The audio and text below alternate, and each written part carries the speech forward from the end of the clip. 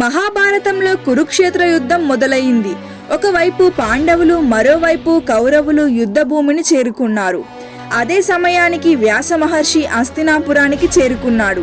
అక్కడికి వచ్చిన వ్యాస మహర్షి ధృతరాష్ట్రుడితో ఈ విధంగా తెలియజేశాడు. ధృతరాష్ట్రపుత్ర, నీవు ఎందుకు చింతిస్తున్నావు? ఈ యుద్ధము జరగడము అనివార్యము. చాలా మంది రాజుల యొక్క కాలము చెల్లినది, అందుకనే ఈ యుద్ధము జరుగుతున్నది అని తెలియజేశాడు.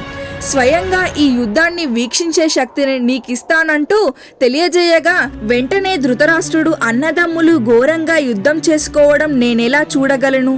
కేవలం యుద్ధంలో జరిగే విశేషాలు వింటే చాలు అని తెలియజేశాడు వ్యాసుడికి. అప్పుడు వ్యాసుడు పక్కనే ఉన్న సంజయుడిని పిలిచి ఈ విధంగా తెలియజేశాడు. సంజయ, నీవు తలుచుకున్న వెంటనే యుద్ధంలోకి ఎక్కడికైనా వెళ్ళవచ్చును, ఇరుపక్షాల యొక్క రహస్య మాటలను వినవచ్చును అంటూ దూరశ్రవణం మరియు శీఘ్రగమనం అనే శక్తులను ప్రసాదించాడు.